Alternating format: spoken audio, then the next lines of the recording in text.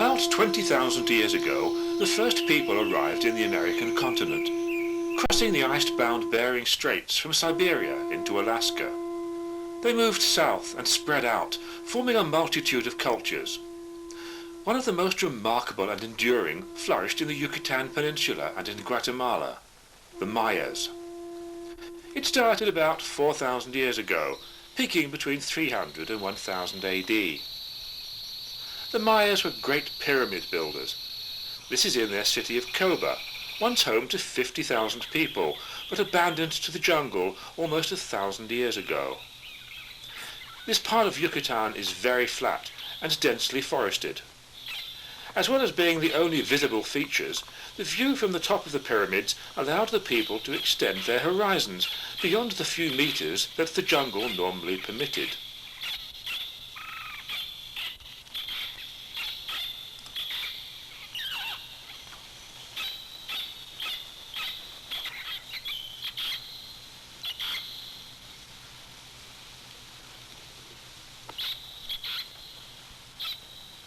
Another well-preserved city is Uxmal, with its very unusual oval pyramid.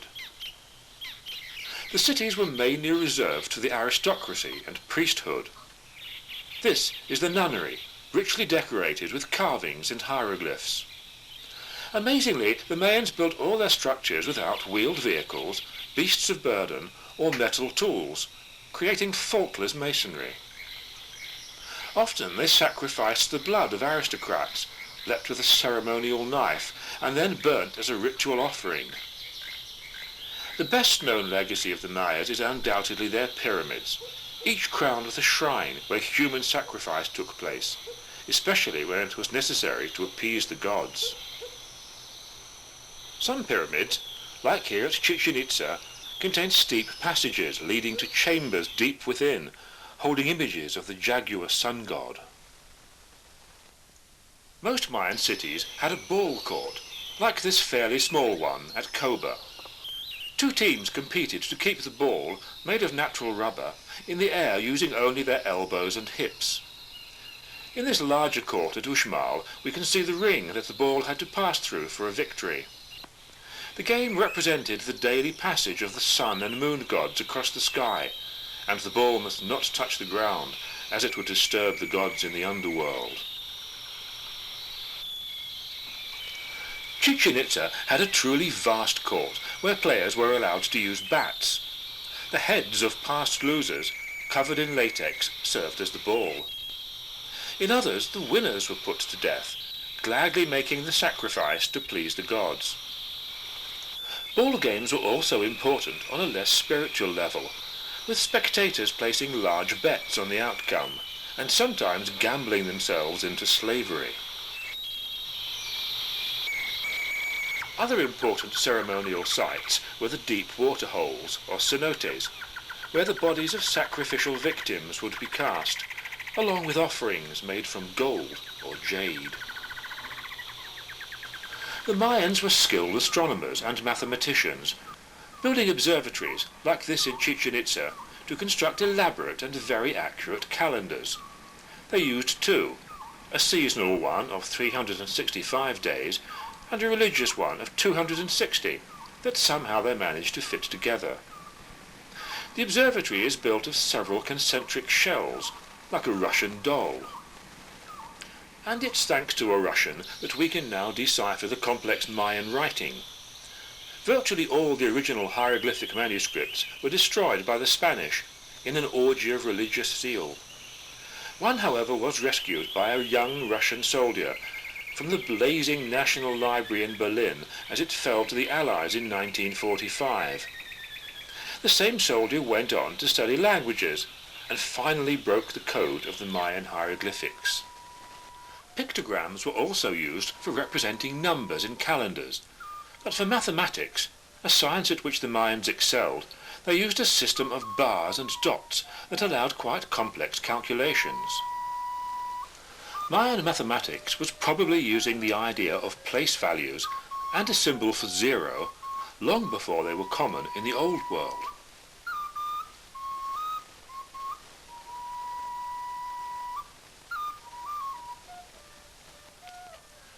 A striking feature in Mayan art is the flattened foreheads.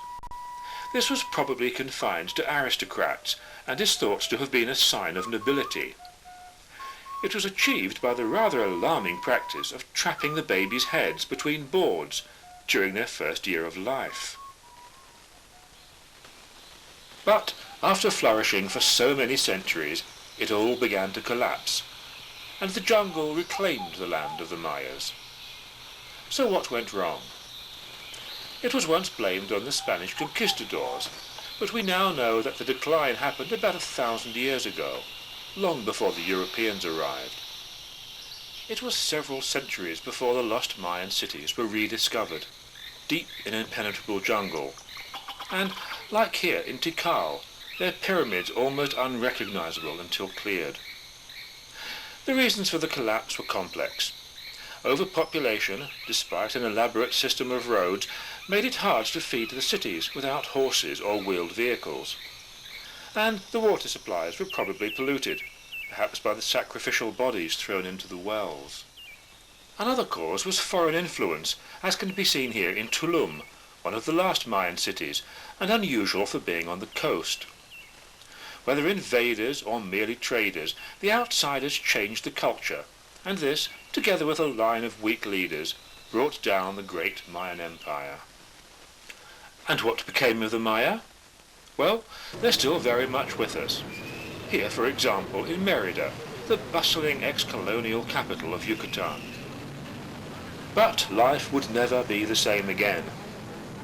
The carvings on the Spanish governor's palace depict the Mayas as scaly savages, quite naturally being crushed under the feet of the conquerors. Mérida is a typical Central American town, with noisy streets and a crowded market. This is tortilla dough, for making those delicious pancakes that form part of every Mexican meal. And if you can't be bothered to roll them out yourselves, automation has come to the Mayas.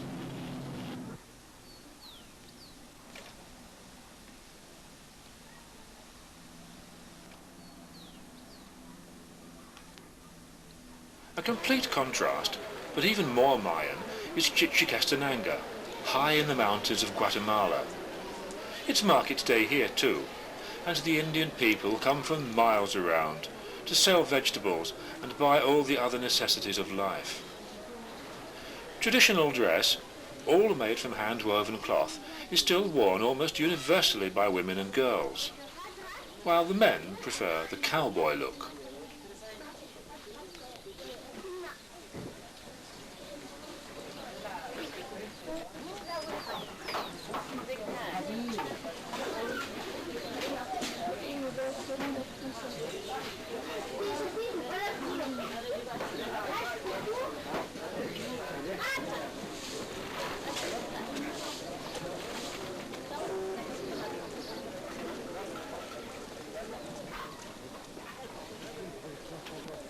Like all of Latin America, Guatemala is a Roman Catholic country. But here in the remote mountains, the descendants of the old Mayas cling to their ancient faiths and rituals, and mix them into Catholic practice. The incense is not for the Christian God, but for their own deities. And even during the Catholic Mass itself, inside the church, candles are lit and offerings made to Hunab Ku, the creator god, Chark, god of rain and lightning, Itzama, lord of the heavens, and Arpuch, god of death.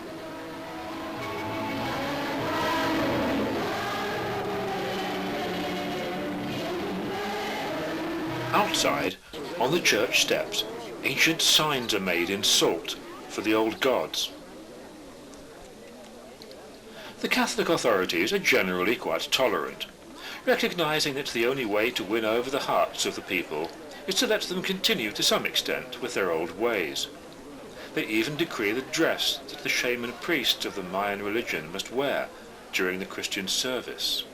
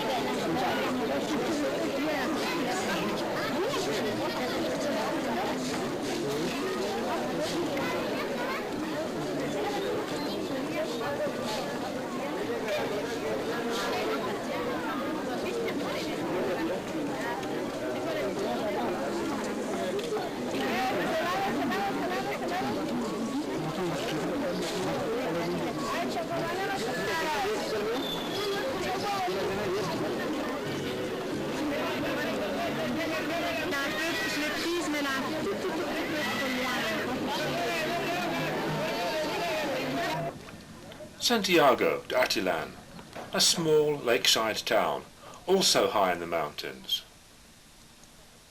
Life here remains simple. There's a slightly different but still traditional dress code. In particular, these extraordinary headdresses worn by many of the women.